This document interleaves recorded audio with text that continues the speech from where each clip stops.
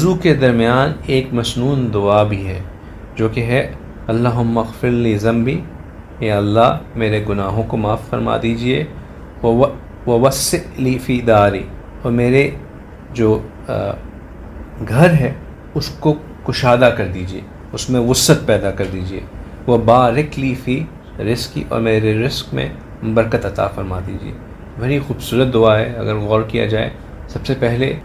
آپ جتنی بھی مسنون دعائیں پڑھیں گے اس میں سب سے پہلی چیز یہ ہوتی ہے کہ کچھ بھی مانگنے سے پہلے اللہ کے سامنے اپنی عاجزیوں کا اظہار کرنا اور اپنے گناہوں کی معافی مانگنا، کہ میں اپنے آپ کو صاف کر کے پھر آپ سے کوئی چیز مانگتا ہوں، اپنی شرمندگی، اپنے کوتاہیوں، اپنی غفلتوں، اپنے گناہوں کا اقرار کر کے آپ سے ان پہ معافی مانگ کے اب آپ کے ہاں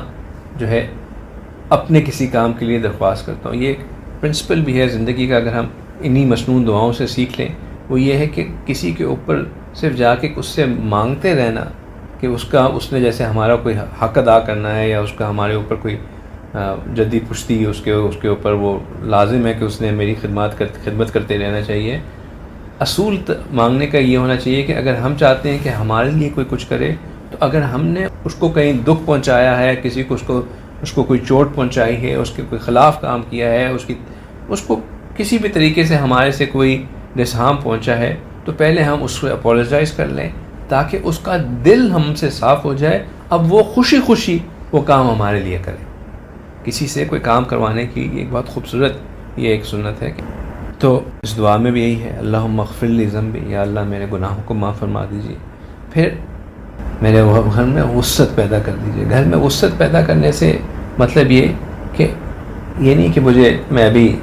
1 بیڈ روم میں رہتا ہوں، مجھے ولا میں لے جائیں، میں ولا میں رہتا ہوں، مجھے مینشن میں لے جائیں، میں مینشن میں رہتا ہوں، مجھے پیلس میں لے جائیں، میں پیلس میں رہتا ہوں، مجھے پوری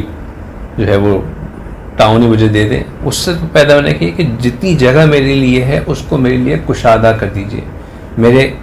بعض اوقات انسان بہت بڑے گھر میں بھی رہ رہا ہوتا ہے، لیکن اس گھر سے انسان کو وحشت آ رہی ہوتی ہے، ہر ایک کمرہ جو ہے وہ انسان کو کاٹ کھانے کو دوڑ رہا ہوتا ہے، دیواریں انسان کے اوپر تنگ ہو رہی ہوتی ہیں۔ لیکن بعض اوقات انسان ایک بہت چھوٹی سی جگہ پہ بھی رہ رہا ہوتا ہے، لیکن اس میں بہت خوشی کے ساتھ رہ رہا ہوتا ہے، اس کو سکون ہوتا ہے، دل کو یہ ہوتا ہے کہ اس جگہ میں وسعت پیدا ہو گئی، کشادگی پیدا ہو گئی۔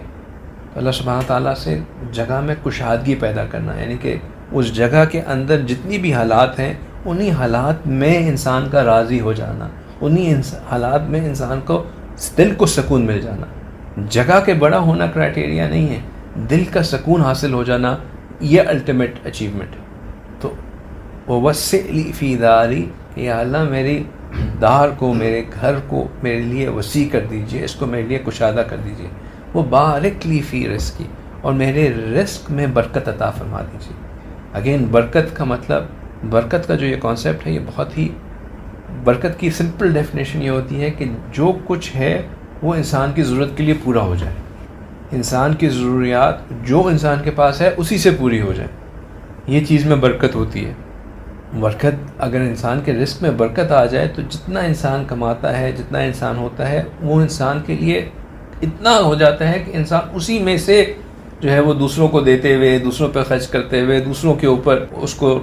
جو ہے وہ صرف کرتے ہوئے اس کو بالکل کمی محسوس نہیں ہوتی، تنگی محسوس نہیں ہوتی۔ اور وہی مال انسان کے پاس چاہے اپنی ضرورت سے کہیں زیادہ ہو، اگر بے برکتی ہو اس مال میں تو اس مال سے انسان کو چین نہیں آ رہا ہوتا، کبھی اولاد نافرمان، کبھی بیوی نافرمان، کبھی کام کرنے والے نافرمان، کبھی کوئی نقصان، کبھی صحت میں کوئی مسئلہ، کبھی کہیں کوئی پریشانی، ہر وقت وہ مال انسان کو اپنے ارد گرد۔ اور رزق کی بابرکتی کی سب سے جو الٹیمیٹ وہ ہے، وہ یہ ہے کہ انسان اپنے مال میں اتنا کھو جاتا ہے کہ وہ اپنے رب کو ہی بھول جاتا ہے۔ دکان مسجد کے ساتھ ہوگی لیکن مسجد میں جا کے نماز پڑھنے کی توفیق نہیں ہوگی۔ کیوں نہیں ملے گی؟ کیونکہ مال میں برکت نہیں تھی، مال نے انسان کو اتنا جو ہے وہ اپنے اس میں جھنجھال لیا کہ انسان کو اب موقع ہی نہیں ملتا کہ وہ اپنے رب کی طرف بھی دیکھ سکے۔ رزق میں برکت، یہ بہت خوبصورت دعا ہے، اگر یہ نہیں آتی تو یہ ضرور سیکھنی چاہیے، اور اس کو ہر وضو کے وقت باقاعدگی سے پڑھنا چاہیے۔